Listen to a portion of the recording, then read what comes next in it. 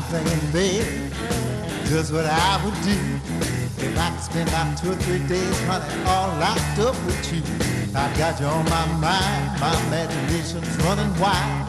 I get to thinking about you, girl, I can't help but crack but smile, 'cause I could deal with it. I could deal with it. Yeah, I could deal with it, darling.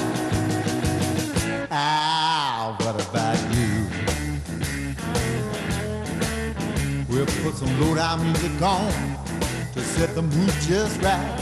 Enough champagne and everything to take us through the night. And I'm so excited, darling, and I mean it from my heart. 'Cause you look so sweet from your head to your feet, I don't know where to start, but I could deal with it. Oh yeah, I could deal with it. Yeah, hey, I could deal with it, darling.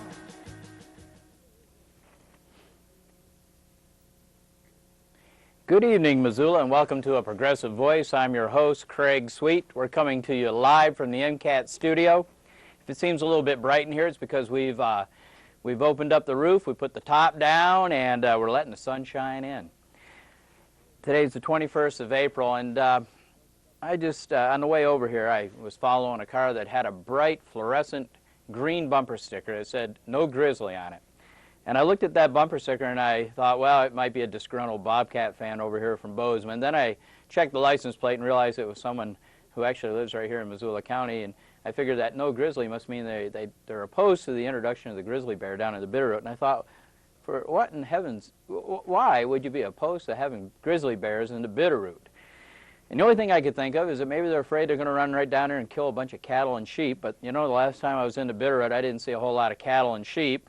Besides, I figure, you know, we'll probably kill more people on that highway, Highway 93, in the next year than the grizzly bears will ever kill cattle and sheep. So I thought, well, maybe they're just afraid to go in the woods because a grizzly bear might eat them. And then I thought, well, gee, you know, once again, you know, if you want to get scared, just drive Highway 93 anytime. It's a lot scarier than going in the woods where the grizzly bears might be. How many of you out there have seen the Chamber of Commerce's new ad campaign?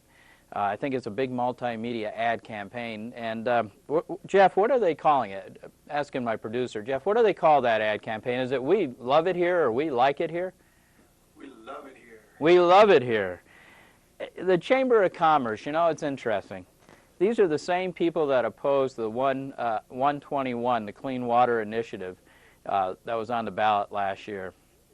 You know, they're opposed to clean water. They want to let the mining companies pretty much have a free hand, the mining companies and the other corporate interests that are out there destroying our rivers and streams just as fast as they can. But, you know, the Chamber likes it here.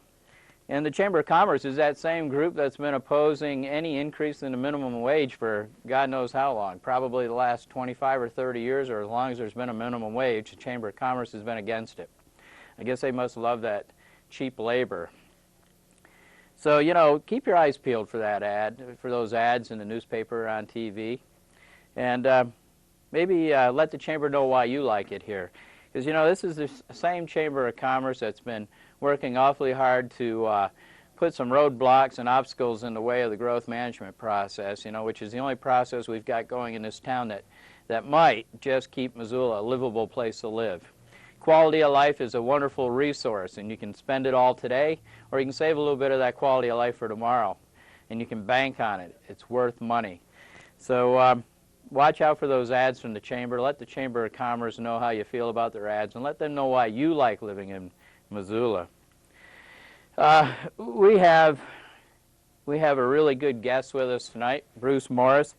Bruce is an organizer and a field representative for the Pacific Northwest District Council of Carpenters. I've known Bruce now for probably 5 or 6 years. Bruce is out there negotiating, working hard for carpenters, for better paying jobs, for leveling the playing field, making sure that when jobs are being built that with using state and federal money, that little Davis Bacon wages are being paid, and that these contractors out there are doing what they have to do by law. Bruce, thanks for coming and being with us tonight. Well, thanks for having me, Craig. You know, there's been a lot of news lately about corporate greed, also a lot of news about living wages. Back a little over a year and a half ago when I was in the city council, I raised the issue of the city paying living wages, or anyone who would do business with the city would have to pay their employees a living wage. And for people who don't know, a living wage is nothing more than a poverty level wage. That you take what the United States government figures a family needs to reach poverty level, and in Missoula it's $7.50 an hour for a family of four, somewhere right around $7.50.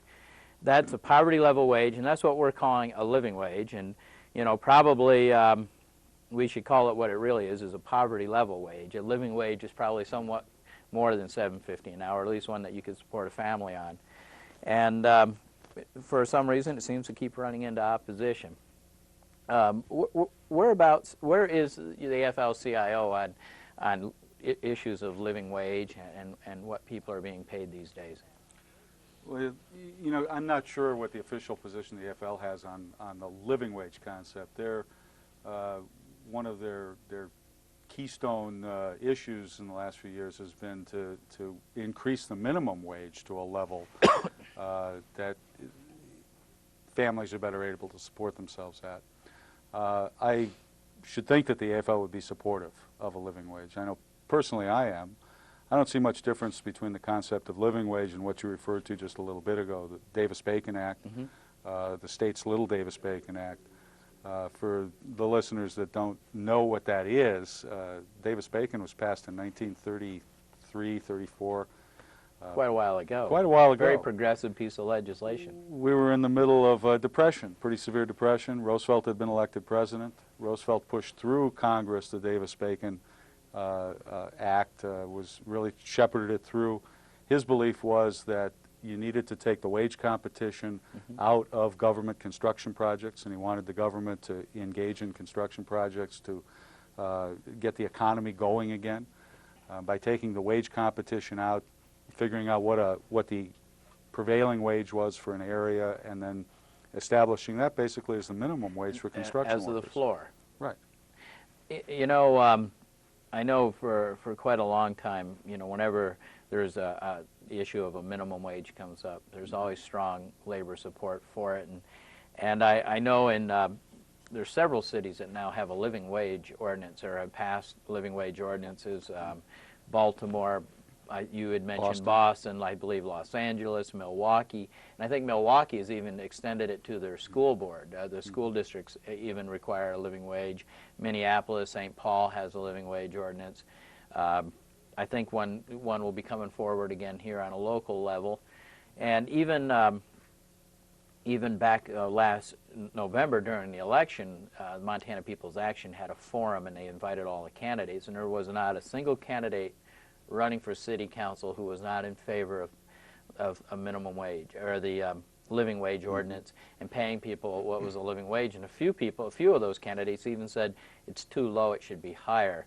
So I'm wondering, why is there opposition when we propose a minimum wage of, say, $5.15 an hour, bumping it up to $5.50 or $6.25? I mean, and it runs into tremendous opposition from all kinds of business groups, small business groups, the National Federation of Independent Business People, the Chamber of Commerce. All these people will come out and say, oh, this is going to be the end of society as we know it if we have to raise people up by $0.25 an hour. Why do you think there's all this opposition to that? Well, I think there's probably a lot of economic factors that play into it. Some people believe in laissez-faire capitalism, that the market should rule, that if you leave the market alone, everything will equal itself out. I think we've seen historically that that's not the case. That's why we pass social justice legislation in this country. It seems to me that it's a shame that the United States of America, the place of the American dream, is a place where we've got so many people right now living below the poverty level. In a lot of respects, we're falling behind the rest of the industrialized world right now. You know, part of that, I think, is you take a look at what some of these corporations are paying their executives, and the latest figure I've seen is 209 times the average factory worker's wage is what the average CEO makes for American corporations. How does that compare to, say, 25 or 30 years ago? Actually, I got some figures. Well, I In know 19 you told me on the phone you had some good figures. 1965, CEOs made 44 times the average factory worker's salary. Now, that's factory worker. Right. That's a, manufacturing income, which is higher Which is a than higher income, service area jobs. Probably back in 1965, there were more manufacturing jobs than there are today. Well, absolutely. Where have they You know. gone? Yeah, they've gone overseas. Right. You know. And that's another part of the problem is this country. You look back historically, and there was a time in this country when we imported cheap immigrant labor. Sure. And then people developed a conscience in this country, and we passed laws that prohibited mistreating people like that, which I think is right. And so what are our corporations doing now? They're not importing so much immigrant labor anymore, but they're exporting our jobs. They're exporting And the so jobs they're to taking them to third world countries, jobs that formerly were good union jobs where the workers had a voice in the workplace. They had a fair piece of the pie. They certainly weren't in control. Union workers never have been in control of the economic situation. A lot of people have that as a misconception, that you get a union into a workplace and automatically the workers are going to take unfair advantage of the employer and be making more money than the employer makes and put the business out or the company out of business. And that's I don't think that's happened very often, if ever. No. It's yeah, and it's pretty interesting. I mean, you were mentioning back in '65, it was 44 times what the average, person manufacturing laborer and assembling something maybe in Detroit versus the CEO of the corporation, and now it's 209 times. That's as of April 21st, 1997. That was reported in Business Week. And what kind of wages, what kind of compensation are we talking about, though, when we talk about the CEO of, say, IBM or the CEO? How about Michael Eisner with Disney? Well, he's the poster boy for greed right there. $195 million stock option package alone. Yeah. I mean, we're talking lots of money that these folks are making. It's like $200,000 an hour. Yeah, I guess if it you was some figure it outrageous out. figure Yeah. that he was making. Now, your listeners here may be interested in looking some of this stuff up themselves. What I've got here, I got off of the World Wide Web. It's the AFL-CIO's homepage, www.aflcio.org, O-R-G. That's an easy one. Pardon? That's an easy one to remember. Easy Now, is one there to a remember. hyphen between AFL? No. Just No, AFL-CIO, like one word. AFLCIO.org. There's a link on that page that'll take you to Paywatch, which is another web page that the AFL started a couple of years ago. And what it does is they monitor executive pay in this country and how boards of directors are giving compensation to their executives. And just a couple of real interesting statistics. From 1980 to 1995, CEO pay increases went up CEO compensation went up 499%. Factory wages during that time period, 15 years, from 1980 to 1995, went up 70%. Company profits only went up 145% compared to that almost 500% that CEO pay went up. Inflation was 85%. So average factory wages lagged 15% behind inflation alone, and corporate or CEO compensation was over three times what company profits were. In 1995 to 96, CEO pay was up 54%. Company profits only 11%, so the gap was increasing. Inflation was only 3.3% that year, and the average factory wage increase was 3%. Well, you look at the last 3 or 4 years, inflation has stayed well below 4%, and generally about 3.5% or less. Yet, these CEOs keep getting larger and larger compensation packages. It just is. It's pretty mind-boggling when you sit back and you think about the amount of money that they're making, and what do they have to show for it? I can remember when they, they're heroes when they lay off 9,000 workers, or they're considered a big hero and they get a big bonus for laying off a bunch of workers, or increasing the stock value for their shareholders by 50%. And that was a point they made with this CEO of Xerox. when the board gave him his big raise here a few weeks ago, is, well, the profits were up 25%, the stock went up 50%, and he's doing a great job. And I thought to myself, well, I wonder how many just average everyday people own shares of stock in Xerox. You know, I don't think there's that many. Not like there might have been 25 or 30 years ago. Maybe some of them own it in their mutual funds. But the big shareholders who are reaping the benefits of the stock going up 50% are other big corporate people. There are people who are CEOs of other corporations, or you know, who are benefiting from this. You know, it seems like there's a big class war going on in this country, and a lot of us are just kind of sitting back and don't want to admit it's happening, and you know, aren't paying attention that it's happening. Mm-hmm. And when you criticize someone like that, you know, it's like, well, you know, there was a lot of fat in that company. If he could cut 9,000 people, there must have been a lot of fat, you know, and they're cutting 9,000 good jobs, probably good family supporting jobs, mm-hmm. and probably not fat at all. Probably the very people who made the profits for that company. And it seems to happen a lot. It's happening an awful lot. And you know, you might be able to justify some of these increases if the profits for the company were increasing at the same rate. Mm-hmm. But the statistics show that they're not. I mean, in 95, 96, CEO pay went up 54%. Company profits only went up 11%. Yeah. The 11% increase in profits certainly doesn't justify a 54% increase in compensation.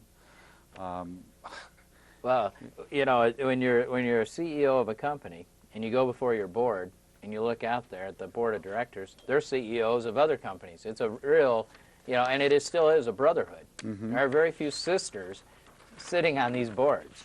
Well, you know, there are very few women who are on the board of directors of these large corporations. Yeah. The other thing, though, I mean, we talked about Eisner, Michael Eisner with Disney. You know who's on the board of directors that approves Michael Eisner's pay increases? His personal lawyer, his children's former elementary school principal, an architect who has done extensive work for Disney and Eisner, and 3 former Disney executives. And who do you suppose heads the committee that approved Eisner's huge pay increase? His personal lawyer. That's a good deal. Now, is that nepotism or what? It's nepotism. It's robbery. You can call it many things, can't you? Yeah. And meanwhile, the poor Slav, you know, poor guy who has to wear that Goofy outfit or the Mickey Mouse outfit on a 80-degree, 100% humidity Florida day down there and jump around and smile and be happy for the people is probably lucky to be if they're making $8 or $9 an hour. Mm-hmm. And probably they may have health insurance if they're lucky, but probably not.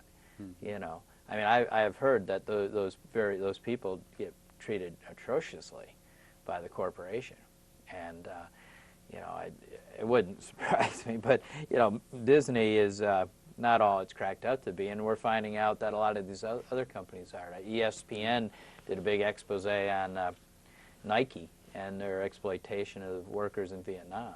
Mm-hmm. And a living wage in Vietnam is certainly nothing like a living wage here, but they were finding that people in Vietnam could not even afford the bare necessities, a bicycle that worked, because that's the primary form of transportation. Right.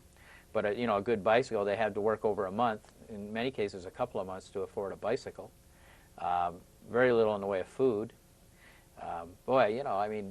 They're just out, and they found that Nike pays less than a lot of the other corporations that are over there exploiting these workers. Funny you should mention Nike, and we didn't rehearse this. You got to tell them that. But Philip Knight is the chief executive officer of Nike. Now this came off of Paywatch too. He's one of Michael Moore's favorite people. I'm sure. His annual compensation is $2.8 million. He has total stock holdings in his own company of $4 billion plus. He owns more than 1/3 of Nike, that $4 billion. The compensation committee approved nearly $3 million in compensation in 1997, up 15% from 96. Now they give an example here. You were talking about Vietnam. According to a report by the National Labor Committee, a human rights organization, one factory visit in China found young women 18 to 22 years old who work 6 or 7 days a week, 10 to 12 hours a day, earning 19 cents an hour. One of these workers would have to work more than 6,700 years to equal Knight's 1997 compensation. That puts it in some perspective. Yeah, something's You know, wrong. And what I had read somewhere that there are companies down there that pay, 46 to 50 cents. Some even pay more than $1 an hour, I believe, or which is a pretty high wage for Vietnam. And but there are a lot of those who are just stuck working for Nike, and they're in a position where they really can't complain. They're afraid that if they do complain and they get fired, they'll be blackballed from these other companies. And they won't be able to get work, and they do have to work. I remember when Jim Hightower was here, and he said, "There's nothing wrong with money, but there's something wrong with greed." And he mentioned everybody gets the little verse in the Bible confused. It's, money is the root of all evil, and he said, that's wrong. It's not money is the root of all evil. It's the love of money is the root of all evil. And I think a lot of these people, love money more than they care about the employees that work for them, more than they care about their responsibility as citizens in our country and in their communities. And we see that even here on a local level. Let's just for a minute, let's talk about your union, the Carpenters Union. Okay. How's that union doing these days? I mean, there seems to be a lot of building going on. Are your union members working, or most of our members are working right now. We've had for the last 4 or 5 years we've had good employment. We have time, layoff time during seasonally because of the weather. Sometimes projects have been starting a little later this year than they did last. But every year for the last 5 years, we've reached several points of full employment where everybody was working. We had a meeting last night, and probably 90% of the members that were at the meeting, and we had about 20% of the membership showed up, last year worked between 1,800 and 2,000 hours, pretty good. Which is darn in construction, that's right. full employment. Right. And what would be an average wage these days, a prevailing wage? Well, our package right now in the Missoula area is $18.70 an hour. That's pretty good. That's $14.50 taxable wage. Yep. We've got $4.20 in a benefit package that's non-taxable, includes health insurance, life insurance, AD&D, a package of health and welfare benefits, a defined benefit pension plan, and there's a small amount in that package that the employers pay into our apprenticeship program. And for most of the carpenters, I mean, is that a family supportive wage? I would imagine. Nope. No. It's not. Comes up short. I grew up in Detroit, and I was born in '50. We moved to Detroit when I was about 6 months old, and so I spent my my growing up years through the '50s and into the mid '60s in the Detroit area. Yeah. My next door neighbor for most of that time was a union carpenter. He was able to support his family in the mid '50s on a single wage, union carpenter's wage, at a level, a lifestyle that was actually better than ours. My father was a retail clerk at that time. My father, I think we had just basically the one wage. Now today, a union carpenter, even a union carpenter who's working 1,800 to 2,000 hours a year, in Missoula, Montana, has a difficult time, if possible at all, to buy his or her own house. Yeah. So what you see in most cases is you see two incomes in that family. You see the spouse is working as well as the carpenter, and by combining two incomes, they're still in a lot of cases behind where my father, your father was in the mid '50s. I just don't know where people find time to raise their kids or have some good fun, have some leisure time. There's a lot of social issues that are connected to that we could probably talk all night about, but I'd like to bring us back for a second to what I see as the difference between the 1950s and the 1990s. And one dramatic difference is the percentage of workers in this country that are organized in unions and collectively bargain with their employer for wages and benefits and working conditions. In 1950, 40% of all workers in this country were organized into unions, and in the building trades, carpenters, 85% of carpenters were members of unions. In 1998, that figure for carpenters is about 20% nationwide. No kidding. And for workers as a whole is about 9.8%. Well, you know, before we kind of talk about why that may be, you know, I was at a leadership summit, National League of Cities leadership summit, and they had brought in some national people, and one of them had just written this book called The End to Work, and was basically talking about, you know, what's happening in the world, and where the jobs are going, and how people are being replaced by certain technologies, and what it takes in order to support those technologies in terms of, you know, in education. And he said, you know, this guy is a national known writer. He lectures. He consults Fortune 500 companies all over the United States. And he said, when privately these CEOs of these Fortune 500 companies will tell him in private, and he said they'll never say this publicly, but in private they'll say, you know, we wish the unions made a big comeback. We wish we had higher union membership. We wish that they were stronger, because they see, you know, they see the decline of the unions, and they see the decline of paychecks and purchasing power. The very people that go out there and buy these goods that these companies are making, they don't have the money. They don't have the money going into the pension funds, and the pension funds are vast, reservoirs of money for investment, not only in companies but to invest in building America. And they'll tell him that privately, you know. So now, why has there been this decline? I mean, I have my own theory that it's a systematic conspiracy that started probably back sometime around the time of Nixon. Business Roundtable. Everything starts with Nixon, but started way back. Eisenhower. Business Roundtable. It went that in far the 50s. back, and with Eisenhower, let's start dismantling unions. And the whole the agenda for the Business Roundtable was to figure out ways for companies to get out of union contracts, because it was felt that unions were getting too strong. There was an upsurge against unions in the late 40s. The Taft-Hartley Act was the result of that. Part of that was our own problem. And we can talk about conspiracies of capital and all, and I believe that that's the case, that there are, you know, that there is some of that going on. But some of the problems that we as workers have had been caused by ourselves. Right. We got fat. I think we got fat, dumb, and happy. We, in the building construction trades, we negotiated restrictive work practices into our contracts, restrictive hiring procedures. We hamstrung our employers as far as being able to put together crews. We delved into areas that we should have stayed out of. We developed attitudes that were wrong among our members, that they worked for the union, not for the employer. That's wrong. You work for the employer. He or she is the one that writes the paycheck.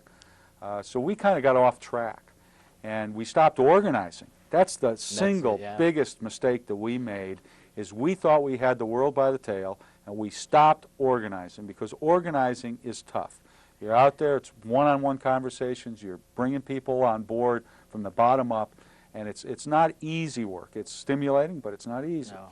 And we stopped doing that. The building trade stopped doing that. Unions as a whole stopped doing that. John Sweeney with the FL now is calling for unions to commit 30% of their resources to organizing. The Carpenters Union is way ahead of the pack. They're committing 50% of our resources to organizing.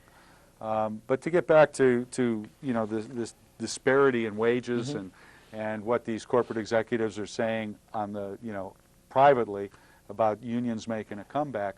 When unions are strong, workers have a collective voice, and they can bargain for a fairer wage. They can't ever bargain for wages that will put the company out of business, because the company will be out of business and you'll lose your job. So that doesn't make sense. You bargain for a fair piece of the pie.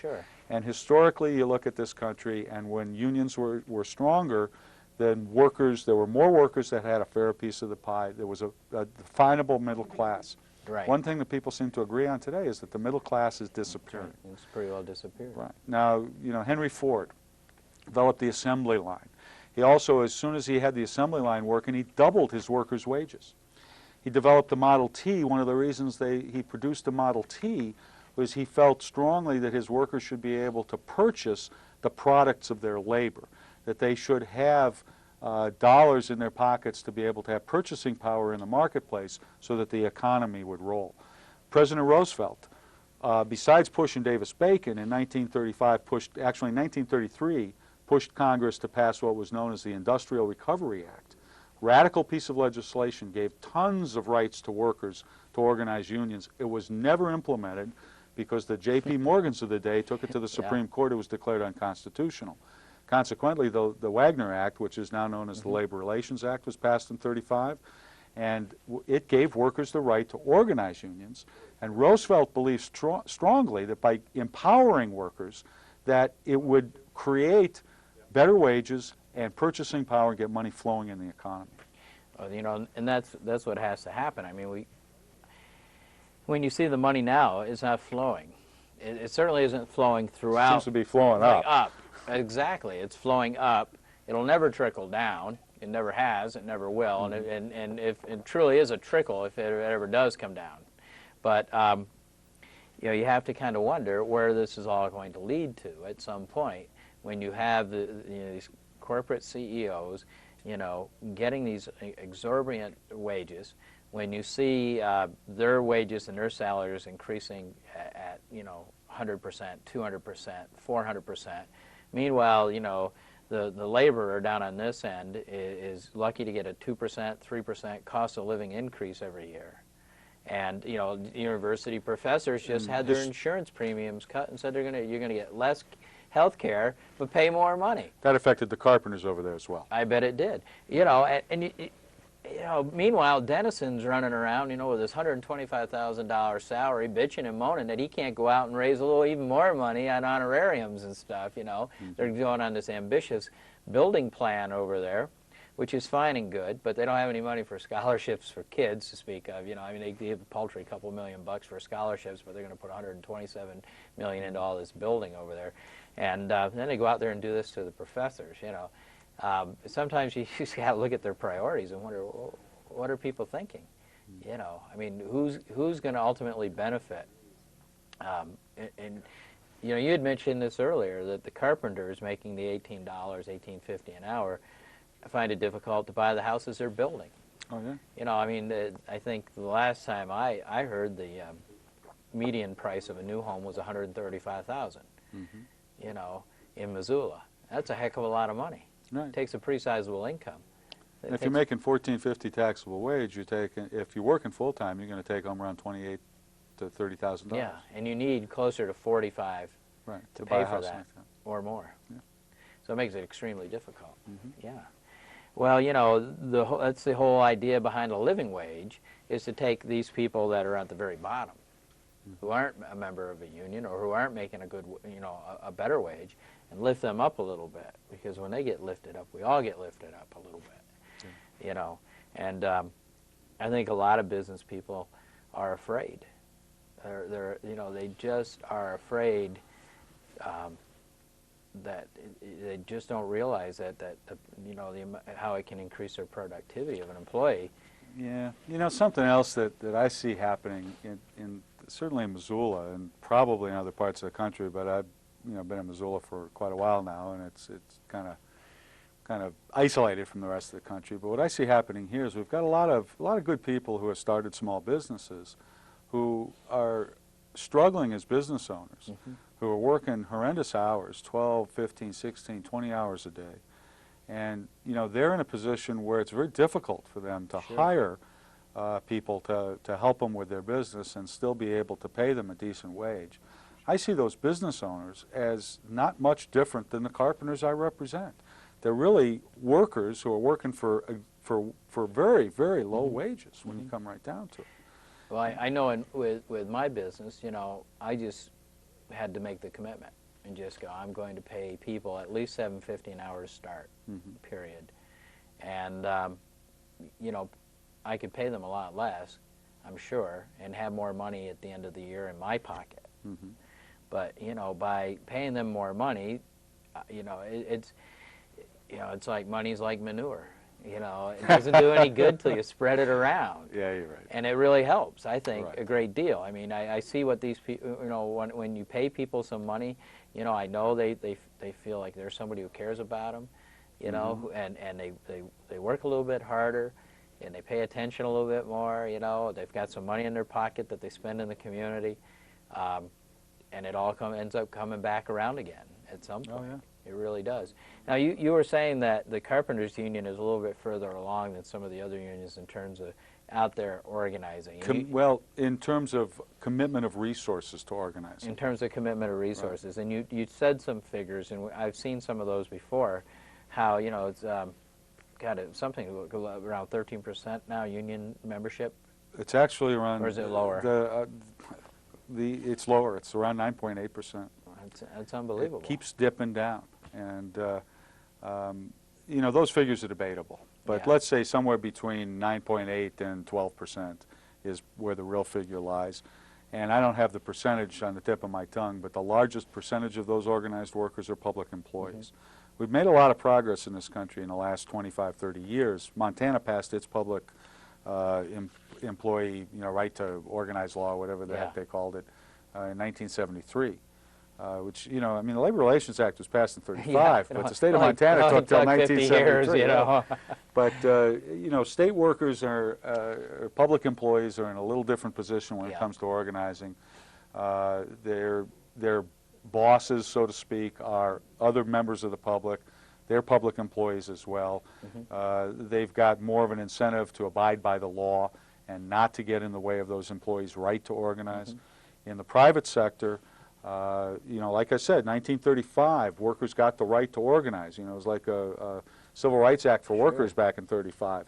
You know, what the law says, very simply, is you and I, you know, we as workers have the right to talk about unions in the workplace without retribution. In other words, the employer can't fire us for discussing amongst ourselves or considering forming a union in the workplace. But yet, workers get fired all the time for doing that. Sure. And workers are scared right now. They're scared of losing their jobs. Well, it's a tight labor market. And it's still, even though unemployment is down, good-paying jobs are scarce. Right. Yeah, and they always have been in Missoula, really, when you get right down to it. Yeah. There have been those fortunate few who have, you know, worked out at the mill or done something, and then when the mills keep closing, you know, there's the pie gets smaller for everyone. And every year, or not every year, but every other year in Helena, there's lots of legislation that tries to erode unions even more and workers' rights. Do you see some coming up this next legislative session, or are we going to get a break from? I doubt that we'll get a break. We've seen right-to-work legislation introduced every 2 years since I've been in Montana. I don't think there's been a legislative session where it hasn't been introduced. Last session before last and last session went down fairly quickly because the governor, Governor Roscoe, was committed to vetoing that legislation should it pass. There's been several attempts to erode or eliminate completely the state's Little Davis-Bacon Act.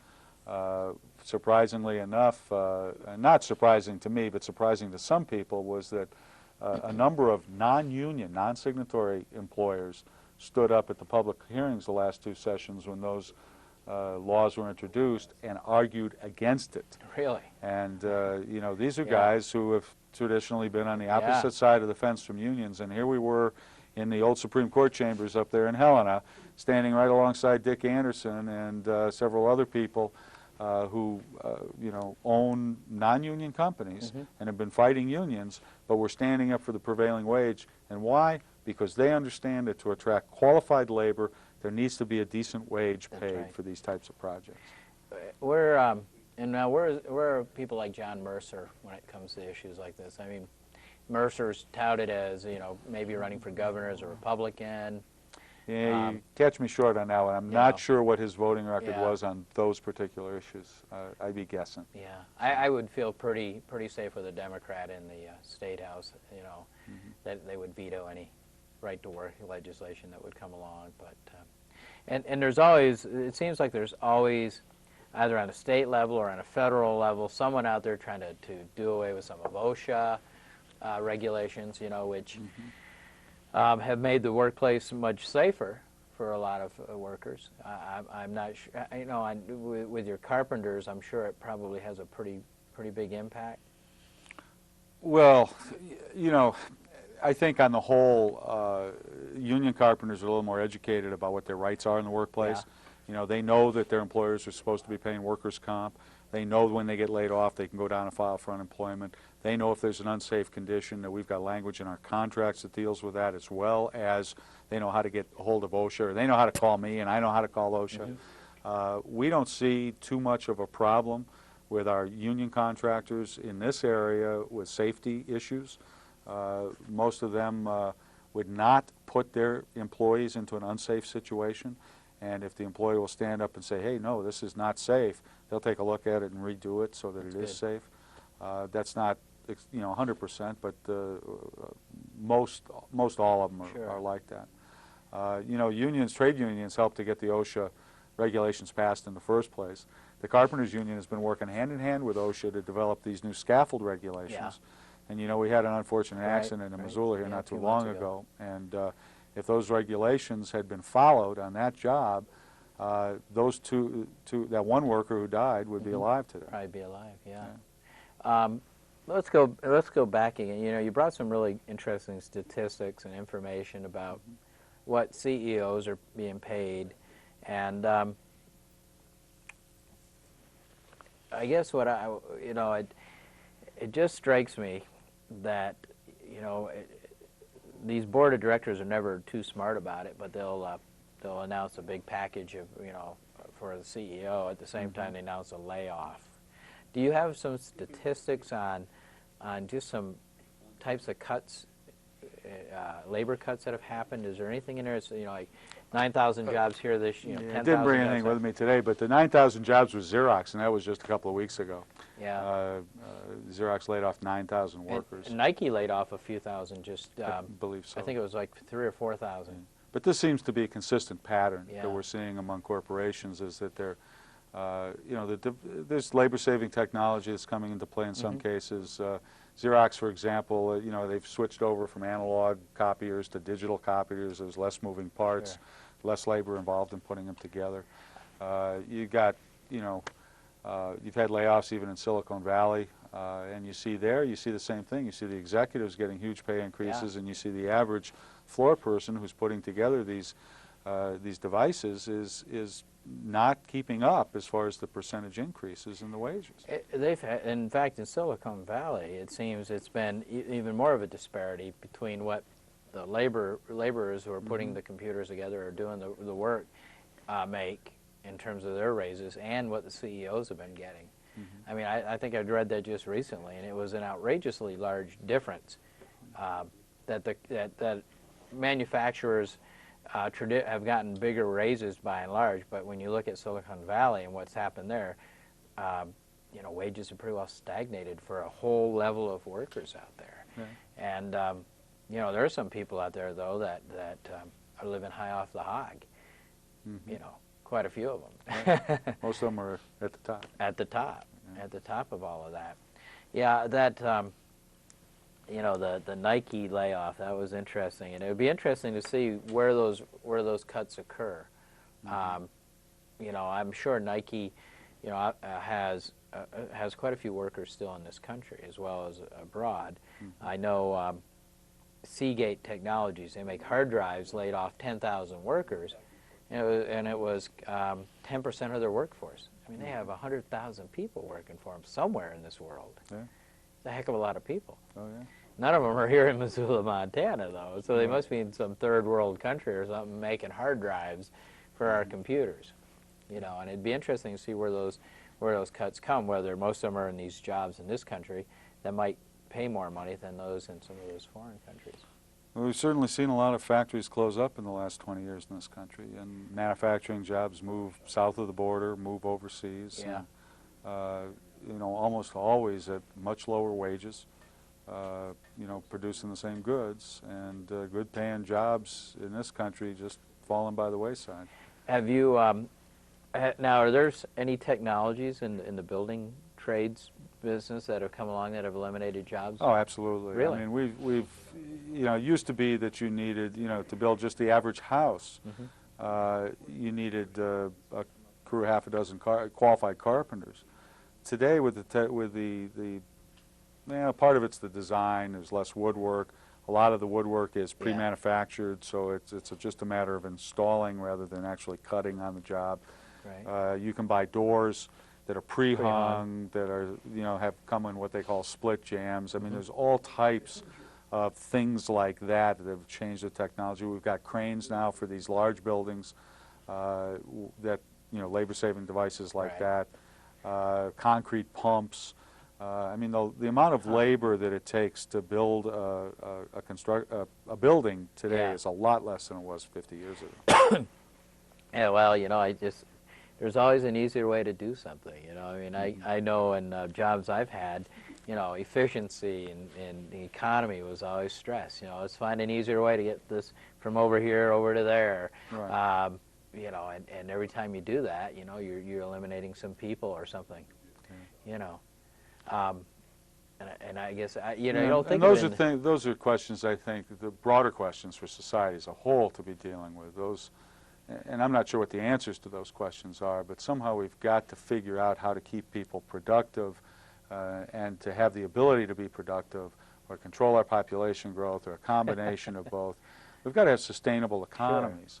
Otherwise, I mean, we can put all the cost efficiencies we want into place and have a few people make a whole bunch of money and have a whole bunch of people living below the poverty line. right. And it seems to me that what we're going to see happen is we're going to have a revolution on our hands before we know It's it, a and people worker are going to be bees and rioting in the drones. streets. Right. Sure, sure. And that's not in anybody's best interest. People need to be productive. They need to have productive jobs Right. to do. They need to be, if a job's worth doing, it's worth getting a living wage for. Yeah. We need to get back to that ethic, and have our public officials need to be looking Yeah. at things in those ways. Well, you can go out and you can grab any number of small business people, and just start talking to them about labor and about the people they hire, and they'll almost 5 out of 6 of them will say, you just can't find good workers anymore. Mhm. And and I've now that I've got my own business, I hire people. But when I worked at another business, I did a lot of hiring and supervising people, and there's some truth to that.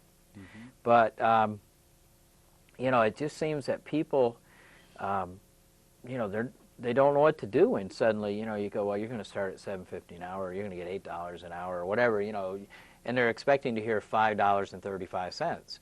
And and suddenly they go, geez, I'm going to make a couple dollars more an hour than I thought. I don't think they know how to react to it. And I think a lot of times when you talk to these business people, it's because they're not taking their employee.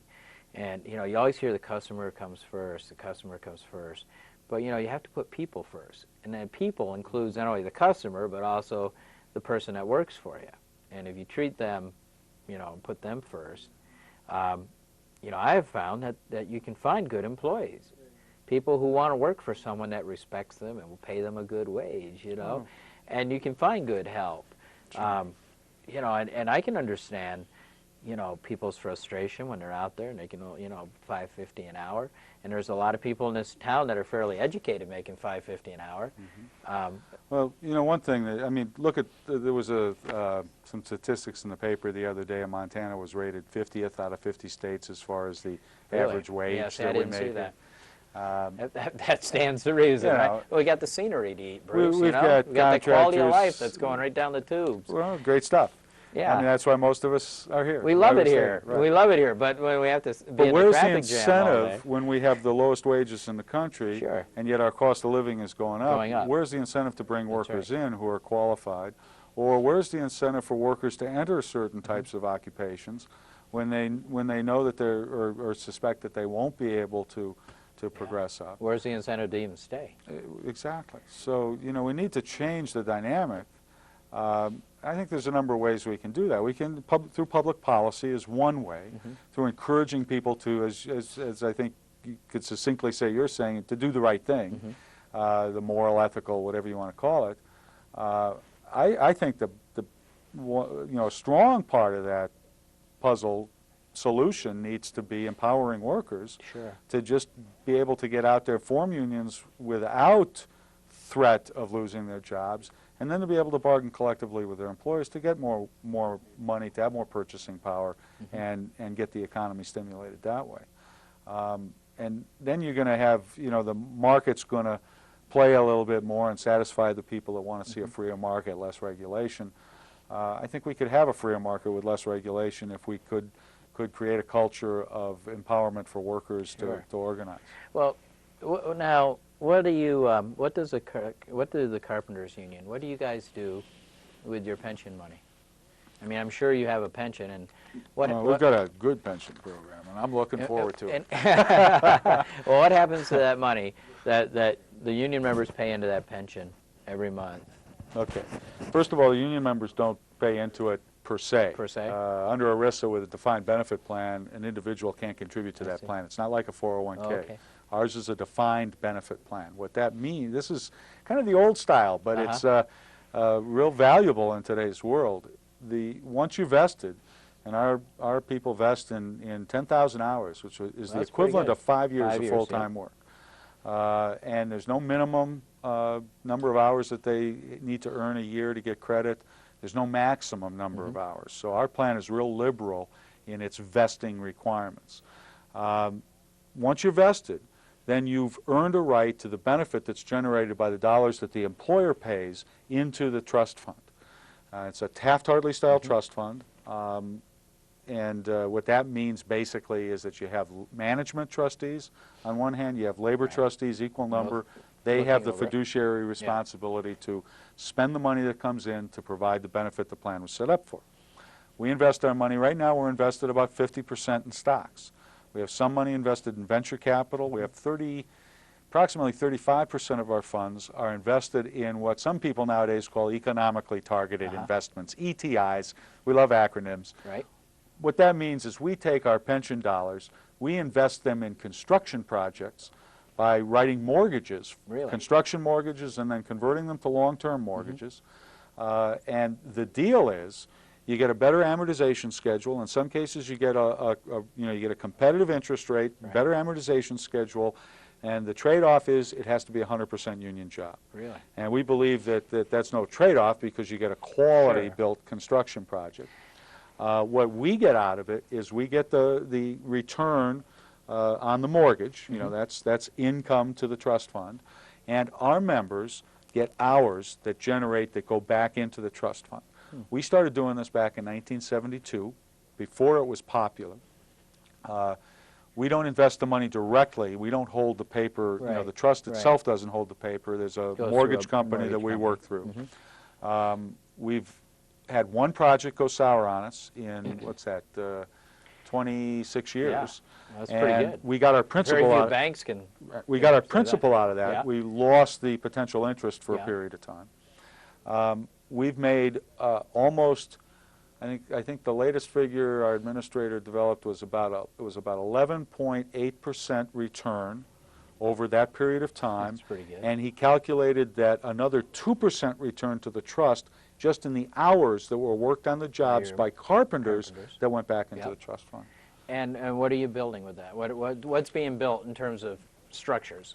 Well, for example, the Kmart and Buttery store down in Hamilton, the Valley Center Mall, that was constructed with union pension funds. The 4B's Convention Center here in town was constructed with union pension funds.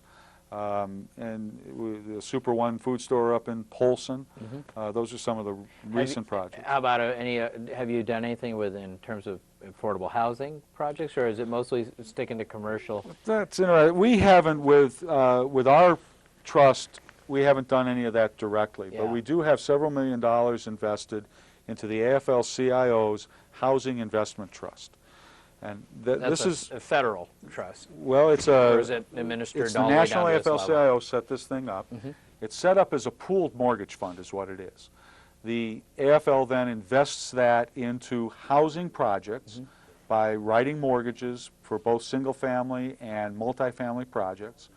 The mortgages are then backed by the federal government, Fannie Mae, Ginnie Mae, those types of things. So they're what they technically call mortgage-backed securities. The AFL has taken the lead in the last half a dozen years. They've worked out some partnerships with HUD. They've been investing in affordable housing projects in larger cities. We're trying to figure out ways to attract them to Montana. We've been having some discussions with various groups. We haven't gotten anything close to fruition yet, but we're talking about it. I've talked, in fact, I had a conversation about 2 months ago at a trust meeting with Mike Arnold, who's the head of the AFL-CIO's Building Investment and Housing Investment Trusts. They're interested in taking a look at projects in Montana if we can come up with That'd one. be great, wouldn't it? And yeah, and the whole idea is that they're trying to create affordable housing, public-private partnerships, Yeah. HUD money that comes in, private money that goes in. That's and, great. And it's real good stuff that they're doing. Yeah, and you know, that's, God, you know, it's so often it's the only way affordable housing gets built, is this public-private partnership, you know, and this pool of money, that the AFL-CIO money or wherever, you know, that comes in. You know, I don't think enough people, you know, when they think of unions, they just think of this conflict, workers' management conflict and blah, blah, blah, and they don't think about what unions are out there doing. You know, unions have these pension funds that are being invested, or buying stocks in these corporations, you know, or buying, you know, putting out money for venture capitalism, or being reinvested right back in their community in a big way. You know, and again, it's this whole thing about what goes around comes around. We put a small amount of money into venture capital funds, too. Sure. Well, I think you have to, and get a good return every now and then. You know, another thing building construction trades and other unions are starting to do, too, is take a closer look at their stock portfolios.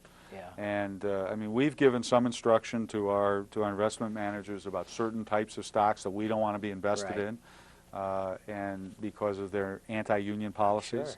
And so, you know, we follow through that way. We take a look at some of our stocks and see, you know, across the country, how many of these funds own a particular type of stock. Maybe we're having a problem with Walmart building non-union all over the place. Yeah. We'll get proxies and go to some of these board meetings and try to influence the company because of the number of shares of stock That's we great. have. We're calling that corporate campaigns, Sure. and it's been resulting in increased employment for some of our members in some places in the country.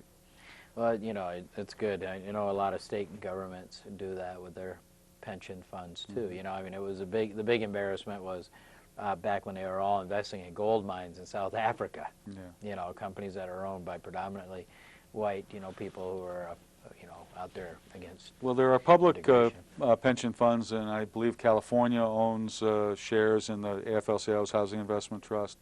I was involved in a pitch that was made to the State Board of Investment here in Montana a few years ago. Myself and Don Judge approached those folks and couldn't convince them to invest in that, unfortunately. Yeah. But there are public entities in places that have invested in those types of things. That's great. And you get a decent return. We've realized a return of just under 10% in the 4 or 5 years that we've been invested in that. So it is a you know, good balanced return. It balances out some of our you know, high risk stocks, things like that. We've only got a couple more minutes left, Bruce, and you know, we started out talking about a living wage and corporate greed, but there's a pretty good possibility that the city council will revisit this whole idea of a living wage. And do you see, you know, I don't know as up to now anyone's asked, but do you see that there might be, you know, some synergy that could come from getting folks like yourself or some other members of the, you know, there's several unions that are here in town that have representatives in this community that I would think, you know, getting some union folks to come down and say, hey, you know, a living wage, this is a good deal, and this is why it's a good deal, and we're with you 100%. I'm paying this living wage because we all benefit when people make more money or have more money in their pockets. We're all going to benefit from it, and everyone's boat will be lifted a little bit. You know, we've talked about these coalitions we need to build in order to make a living wage ordinance happen. And we've looked at religious groups and some of the, you know, more progressive businesses, and you know, maybe there's a place for some unions. And real quickly, maybe you can say, you know, tell us what, you know, maybe some role you might see for unions in helping us build this living wage coalition. Well, you know, we've developed a coalition in Montana called the Montana Community Labor Alliance that Montana People's Action that you'd mentioned earlier is involved in, and a number of labor unions across the spectrum, from the hotel and restaurant workers to building trades unions. Teachers union is involved, the MEA, the Montana Education Association, the Missoula Education Association, the Montana Federation of Teachers is involved. And one of the things we've talked about and are working on as coalition is living wage issues. Great. So you know, I mean, the answer to that is, for the most part, I think unions are going to be supportive of it. That's yeah. good. We've pretty well run out of time, and that's what I'm hearing from our producer. Bruce, thanks an awful lot for coming over. Bruce Morris. You're welcome. With the Carpenters Union. The show is called A Progressive Voice. We're on Tuesday evenings, 9 o'clock through May. We'll be rebroadcasting this, I believe. Jeff, is it Thursdays at 11 o'clock? Thursdays at 11. Beautiful. Thursdays at 11. So if you want to tune in and see this show again, or you want to tell your friends, Thursdays at 11. And we'll see you back here Tuesday night, 9 o'clock, live with another provocative show. And I'll tell you what, if the weather keeps getting good, maybe we'll shoot this darn thing out in the parking lot. Thanks for tuning in. Or down by the river. Or down by the river. We could do that, yeah. Or maybe out at some union carpenter site. There you go. Yeah. That always is good fun, too. Yeah. Well, you know, I just think you're right. Things are going to get worse. You know, people are just going to... If they get bad enough, people are going to, yeah, that's what you're going to see happening. I think you're seeing it happening already in some of the big cities in this country. Why is the crime rate, you know, so bad? Why are people frustrated? Why are people afraid to go in certain sections of the cities? Because people don't have decent paying jobs. And